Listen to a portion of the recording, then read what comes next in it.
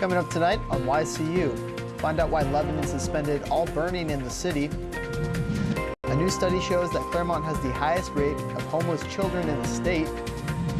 And Karen Zerhide tells me all about the Black Fly Golf Tournament fundraiser for the Chamber of Commerce. For more news, sports, and weather, stay tuned. It's time for YCU, your local view.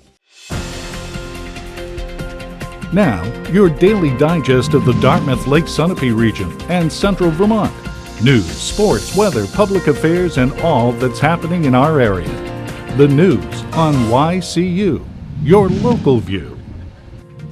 Good evening and welcome to YCU. I'm David Carmichael. Lebanon has suspended all open burning after a string of suspicious brush fires.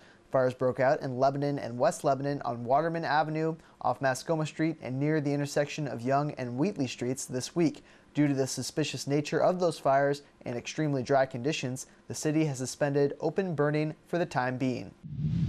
The Bells Falls Police Department has every available officer attempting to get narcotics off the streets as the village's law enforcement expects to see a massive upswing in drug-related arrests this year.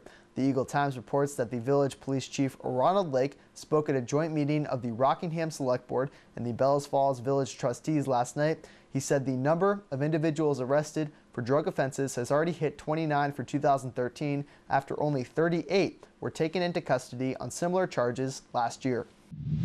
A statewide energy nonprofit announced the new high-performance equipment installed at the Bellows Falls Middle School could save the district nearly $50,000 annually, according to a report in the Eagle Times. Efficiency Vermont reported to the Windham Northeast Supervisory Union last week that its consultants said the renovation project, which included overhauls of the boiler and ventilation systems, is expected to save an estimated 118,000 kilowatts of electricity, 22,440 gallons of water, and nearly 200 gallons of propane each year. The city of Claremont is leading in the negative category with findings from the Children's Alliance of New Hampshire showing Claremont has the highest rate of homeless children among communities surveyed. The Eagle Times reports the study looks at the largest city in each of the New Hampshire's 10 counties, as well as 4 additional communities with populations of more than 25,000 people. Many of the findings show that Claremont's troubles are strongly related to the high number of teen mothers in the city, which leads to poverty.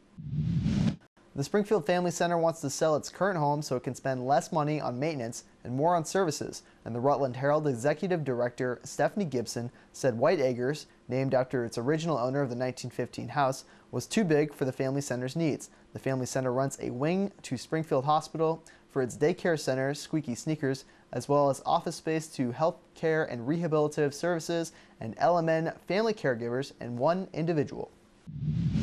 Vermont House lawmakers gave preliminary approval Tuesday to legislation that would require every school district in the state to provide publicly funded preschool to children as young as 3 years old. In a 97-43 vote that split mostly along party lines, advocates for early education won a victory they say will expand opportunities for kids during a critical period in their lives. For lower-income children especially, supporters of the legislation say the bill would provide the head start needed to promote academic success later in life.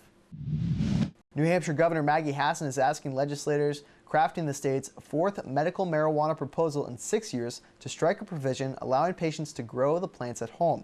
Proponents of home cultivation say it's crucial to ensuring access for patients in rural areas. A Hassan spokesman cited law enforcement concerns.